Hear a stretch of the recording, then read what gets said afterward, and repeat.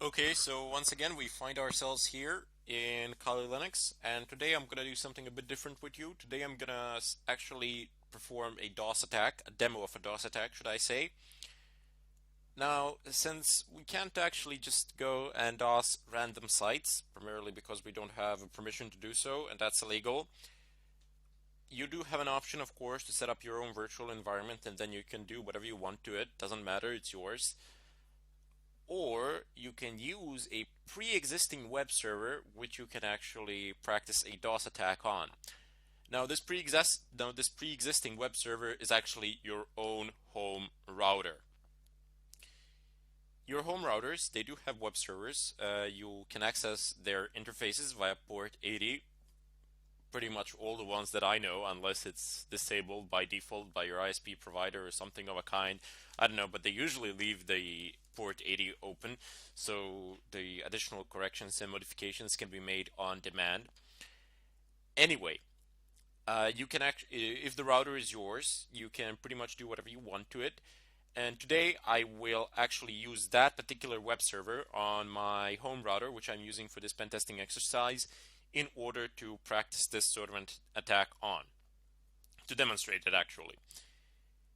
Anyway, in the very beginning, I have spoken a little bit about DoS attacks. I've explained what DoS is and what DDoS is. But in addition to those two, you also have two subcategories for each of them. You have logical attacks and brute forcing attacks. Now, logic basically relies on logic errors on the other side, on the web server on the other side, and in a way it handles requests. So there were some problems with Apache where it just kept on stacking requests, that incomplete requests, and waiting for responses on end. It was pretty easy to DOS that. That's like just keep on sending requests, and you didn't need a lot of bandwidth to crash a site. But that was back in the days. Today, they've fixed a lot of things, but you know, no system is perfect, and no matter how hard you try and how much you invest yourself and how much capital you invest into it, there will always be something to exploit. It's completely impossible to make the system foolproof against anything, against a DOS attack. Of course, the big companies like Google or Facebook or Twitter or something of a kind, their servers are simply too big to DOS. You would literally require, I don't know how many machines and how much bandwidth in order to DOS it, which is pretty good because my Gmail account, I can always access it. It's always readily available and it never goes down. Fantastic way there. But if you do remember, I don't know when was it, like a year or two ago, uh, they actually managed to DOS a PayPal site, which is pretty bad. Not sure how they managed to do that.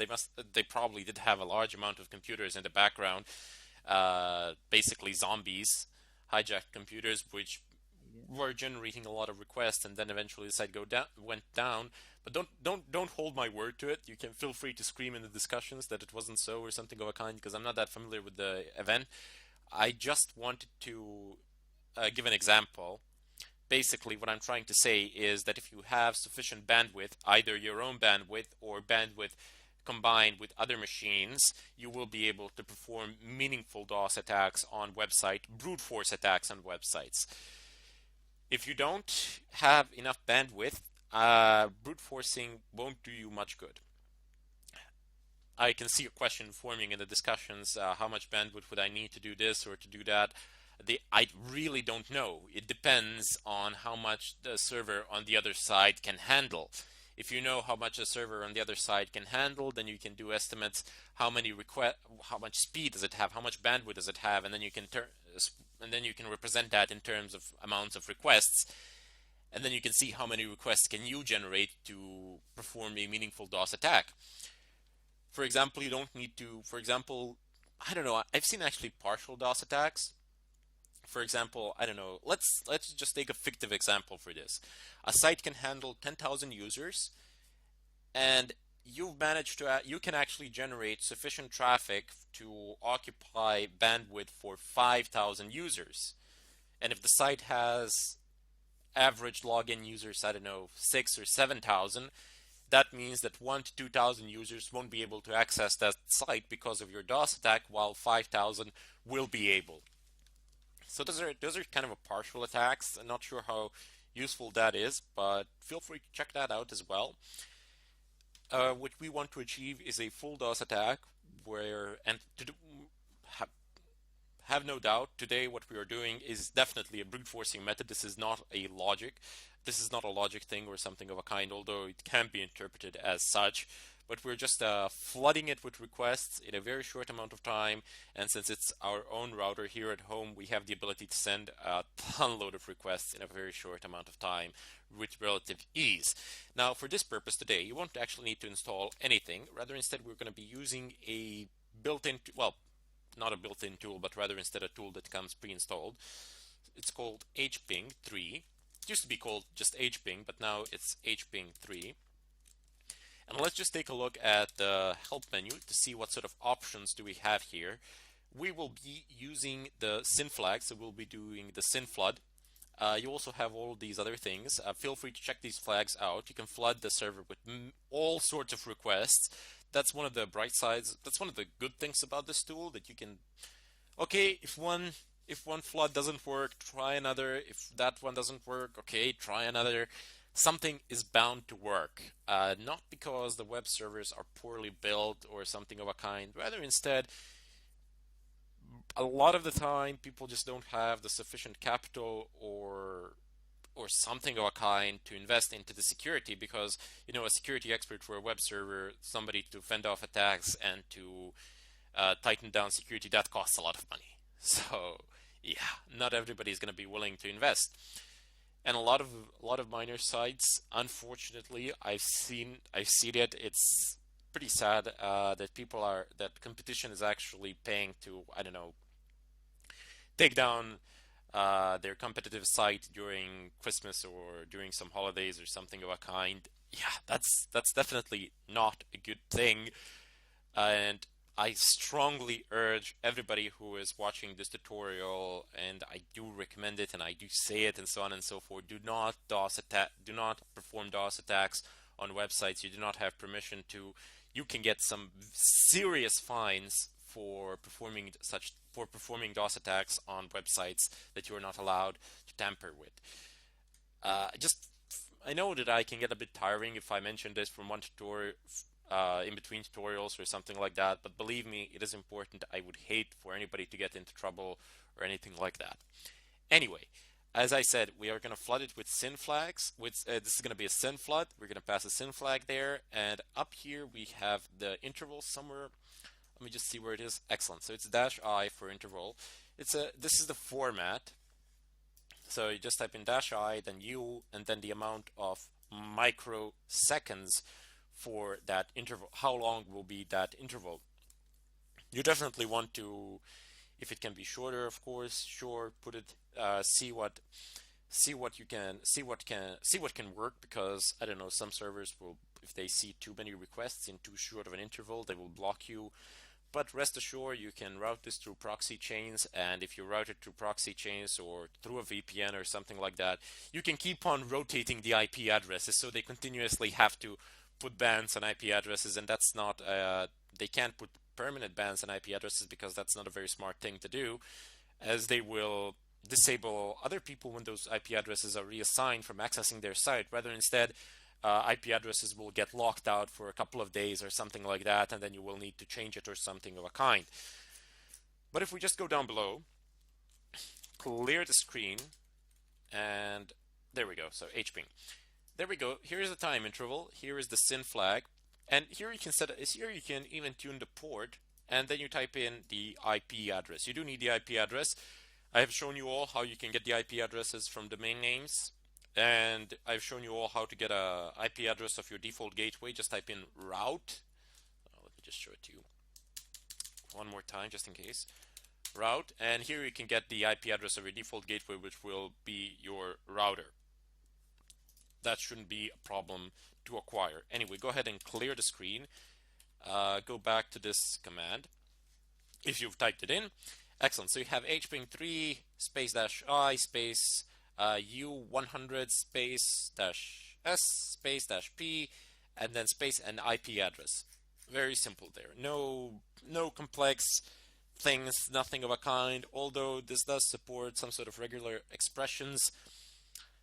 And you can type in, you can combine this with bash scripts and type in something extremely complex here, which is not something you really need.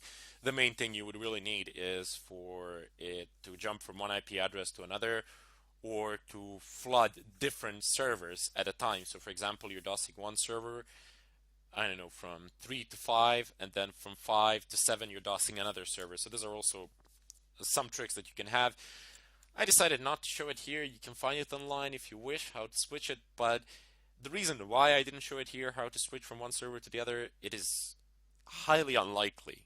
I mean, I cannot explain to you how unlikely is it that you will have enough bandwidth to actually perform this.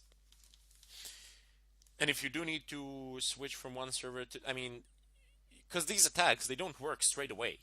You do need to wait for a while for it to take effect. I will show this to you. Here, let me just open up my Windows machine, and I'm gonna open up an Explorer. It doesn't really matter which browser you use. This is gonna work universally. So 192.168.1.1. This is my router web server site. So it's prompting me to log in with my username and password. And if I say cancel, it's going to throw me here. It says protected object. The object on the ROM pager server is protected, and I can't access it. But it doesn't matter. I can't access the interior, but I can still access the site. It still prompts me for a login, which means that the site is functional. I can log in, no problems. There's no need to log in now, so I just won't, but it doesn't really matter. You know, your own home routers, feel free to log in and then perform a DOS attack. It's going to work in exactly the same way. Now I'm doing this in LAN, but this attack is, as I said, viable on the internet as well, over the internet as well, no problems. Now that we have proved that this site is functional, let's just continue. Let's just start the flood, and you can see the flood is in progress. The DOS attack is in progress, and if I go back to the Windows 8.1 machine, spoiler, this is still not going to work. So if I reload, it's going to prompt me for a username and password. We gotta wait. We gotta give it a minute or two or something of a kind for it to for the attack to actually take effect. Let me just open up Firefox on my physical machine as well. It's like 192.168.1.1. Excellent. So I am prompted with a username and a password here, and you can see even in our local area network, we still have to wait. Imagine if this was over the net or something of a kind, it would take way longer.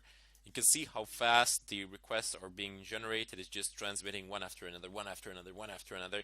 The intervals are ridiculously short, and it should start working any moment now. Let me just try refreshing the site. No, it doesn't. Okay, so I'm just gonna call the tutorial here. I'm gonna let it run for a while, and then I am gonna come back. I'm not gonna change anything. If I do, I will let you know. But all that I'm doing is cutting a tutorial here. I'm going to let it run for a while, and then I'll come back just to show you that you can no longer access the site, that you can no longer get this error message, that you can no longer get the login, that you will no longer be able to log in or do anything of a kind. Okay, so it is already saying it's waiting. So let's just see, do I need to... Yep, I do need to actually cut the tutorial, just not to bore you while this is running. Anyway, I'll see you in a couple of minutes, and then we'll see what happened. So here I am, well, not back in my virtual machine, to my physical machine, but my virtual machine is here. Let me just unlock it. I've allowed it to run for like 15-20 minutes, and I've realized what the problem was, why it didn't actually perform a DOS attack. It did, but take into consideration that this is a virtual machine and its resources are limited. So when I'm recording, my physical machine pretty much prevents this DOS attack while I'm recording, because I take up a lot of resources. And you can actually, let me just show you this here. Excellent. So you see that the VLC that I am using to record is using 222%, whilst VirtualBox is using 84, 86. And when I am not recording, VirtualBox will usually be around 140 if I'm doing something serious or something of a kind. And just to show you, you see, it says I went to 192.168.1.1. It says problem loading page. So the connection was reset. You won't be able to actually access it. But since I am recording now and my resources are reallocated, if I reload this, you see there is still a problem with reloading. Am I connected? Oops, not that one. Let me just see if I am connected. So ping google.com. Oh, actually, I've allowed it to run for so long, I've blocked pretty much everything out, which is a bit awkward. Let me just go back to Kali and stop this. Come on. Anytime now. It says 63% packet loss. Okay, not bad, considering that I've pretty much overwhelmed it. So it was unable to load the site, but now I'm just gonna disconnect. Come on. Now reconnect. Please. Excellent. So you've managed to disconnect. And connect again. There we go. Let's try it again. Okay, so it is prompting me for a username and a password. So it does work. Look, basic logic behind what I did, what I can't actually show you directly now is, as I said before, while this attack is running, if I'm recording, there simply isn't enough resources on my computer to actually perform both, and physical machine will always be the priority. If you run this and you're not recording or doing anything else in the background, it will work. It will actually DoS your router. As you see, it says problem loading site. Because when I started recording, I saw that it loaded it, and when I stopped recording, I saw that it actually didn't load it. So there is a difference, because VLC for recording uses quite a bit of resources, especially CPU time. Anyway, this was one example. I strongly encourage you to try it out on your own. So you see, this is the command that I have used. It works on my router. See if it works on yours. You can also set up a server of your own if you wish, either on a Windows machine or a Linux machine or whatever. These things are absolutely free. If you need help there, please feel free to contact me in the discussions, post a question or something of a kind. I'll be more than happy to help you. One keynote that I would like to make at the end of this tutorial is that you shouldn't just message me directly. Rather, instead, just post it in the discussion section, and there the discussion can continue and I can answer it as well, and other people can see what you have asked. So if they've encountered the same problem, they can see the possible solutions. They can say, for example, oh, I've tried this, that didn't work, and then I can immediately give them a third or fourth solution which is more likely to work. Anyway, as I said, try this attack. You'll see that it most likely will work depending on your router. I don't know if you have some sort of a Cisco router or Juniper router or something like that, high tech. Maybe it won't work, but since you're in LAN, I'm pretty sure that it will, primarily because you have a lot of bandwidth to flood it with. Anyway, I bid you all farewell, and I hope to see you in the follow-up tutorial.